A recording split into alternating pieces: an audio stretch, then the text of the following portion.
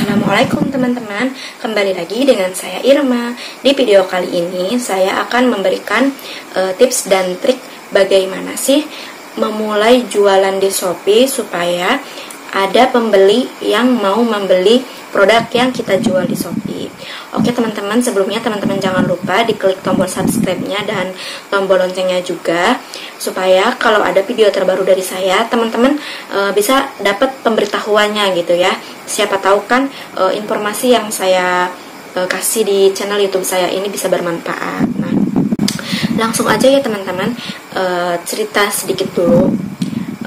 Saya itu beberapa tahun kali ya, itu udah upload foto-foto produk di Shopee gitu ya. Tapi kok setahun, 2 tahun kok belum pernah ada yang beli gitu ya. Paling ada pun 1-2 gitu ya. Dan banyak-banyaknya itu paling dari teman-teman di Facebook ya. Mereka misalkan mau beli apa nih dari saya, pengennya via Shopee kayak gitu. Terus di situ aku kasih deh linknya ya, nih link toko Shopee aku kayak gitu. Terus mereka order. Nah, tapi kalau pembeli yang langsung datang dari Shopee-nya gitu, yang kita nggak ngiklanin di Facebook, itu bener-bener susah banget ya, nggak ada bahkan. Dan kalaupun ada yang tanya di inbox itu cuma sekedar tanya, tapi nggak sampai dia beli gitu ya. Aku tuh penasaran gimana sih caranya kok orang-orang toko Shopee-nya kok rame, sampai followersnya aja ada ribuan, kan orderannya banyak. Nah kok aku nggak pernah ada yang beli kayak gitu, kenapa sih? Nah teman-teman kalau mengalami hal yang sama dengan saya, itu teman-teman pas banget ya nonton video ini, dijamin gak bakal nyesel. Jadi teman-teman jangan di skip videonya ya, tonton sampai selesai dan jangan lupa diklik tombol subscribe, oke? Nah langsung aja. Pertama, teman-teman harus menata dulu tokonya, harus yang rapi, dimulai dari foto produk, dari judul-judul produknya, dari harga ya. Jadi supaya kesan pertama yang didapat oleh calon pembeli ketika mereka mengunjungi toko Shopee kita itu melihatnya adem gitu kan. Nggak jauh beda deh kayak kita misalkan datang ke tempat wisata. Kalau kita datang di situ tempatnya nyaman, adem, terus kelihatannya rapi, pasti kita nyaman kan, dan nggak menutup kemungkinan suatu saat kita ingin mengunjungi kembali. Nah begitupun dengan toko Shopee kita harus tata dengan serapi mungkinnya, dari foto profilnya, foto sampulnya, foto produknya yang paling penting ya. Foto produknya itu harus jelas, ketika orang klik fotonya itu kelihatan jelas produknya kayak gitu loh teman-teman ya. Misalkan kayak pakaian itu harus jelas, jangan foto asal. Karena dulu saya sempat pakai foto asal-asalan gitu ya, di foto jebret upload, dilihatnya aja nggak enak gitu ya, gimana orang mau beli kayak gitu. Nah itu ya, foto produk itu penting banget. Yang kedua itu judul produk. Ini sangat mempengaruhi ya teman-teman. Saya kan punya merek itu Republik Hawa. Itu dulu saya kalau ngupload gamis pasti gamis Republik Hawa gini kayak gitu. Sedangkan merek saya ini tuh belum terkenal ya, belum seterkenal Adidas, Nike ibaratnya kalau sepatu gitu kan. Nah jadi nggak ada orang yang tahu produk saya kayak gitu, nggak ada yang mampir ke toko saya karena nggak ada yang melakukan pencarian gitu. Kalau kayak merek-merek yang udah terkenal kan di pencarian itu dicari ya si mereknya itu. Nah sedangkan produk saya Republik Hawa itu siapa yang tahu gitu kan, paling teman-teman Facebook aja yang tahu. Nah gitu. Nah jadi untuk mensiasatinya itu kita masukin judul produknya itu yang mewakili si produknya. Misalkan yang lebih spesifikasi gitu. Misalkan gamis polos, gamis umpak ya, atau gamis umbrella, gamis mayung kayak gitu, atau gamis woolly crepe premium kayak gitu. Jadi yang mewakili si produk tersebut.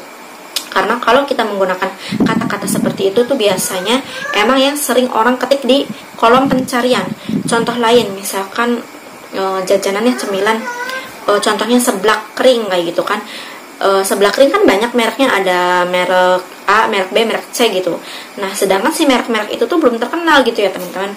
Pasti orang-orang tuh mencarinya di kolom pencarian itu paling yang ditulis seblak kering kayak gitu. Nah jadi kita tulis di judulnya itu judul yang lebih umum dengan produknya aja, jangan pakai merek ya gitu. Nah itu yang nomor 2 yang paling penting.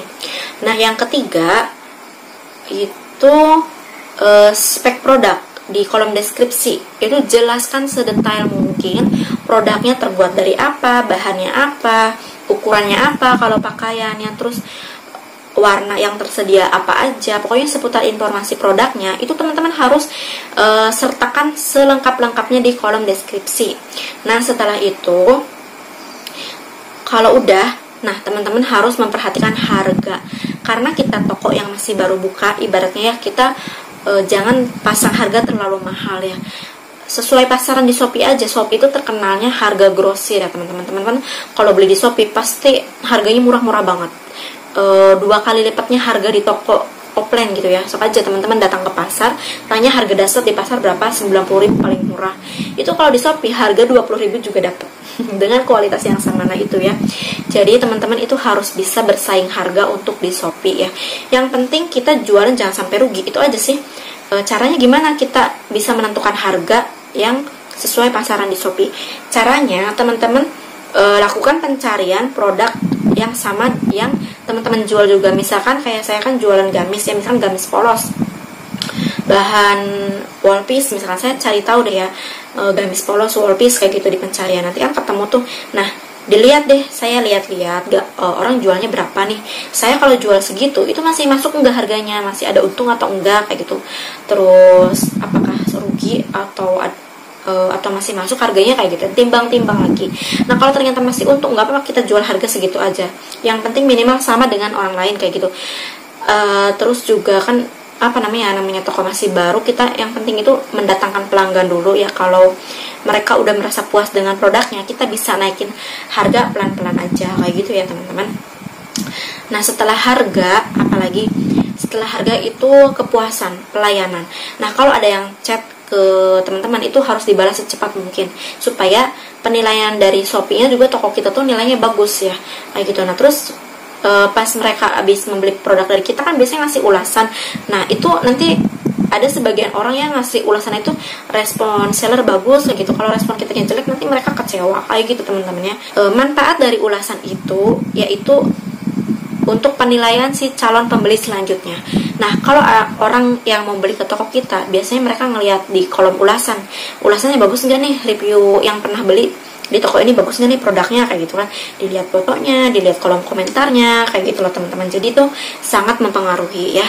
Nah mungkin itu dulu ya teman-teman, coba ditata dulu tokonya, dari judul, dari foto, dari harga, dari pelayanan, itu teman-teman mulai dari sekarang diperbaiki ya. Nah kalau teman-teman udah ngelakuin itu semua, saya jamin kedepannya sedikit demi sedikit itu pasti teman-teman dapat pelanggan gitu ya.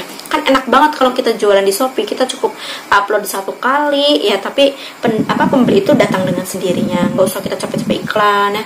Karena saya pun sekarang sedang mengalami gitu ya, alhamdulillah setiap harinya ada orderan gamis minimalnya 3 itu pasti ada di Shopee saya ya.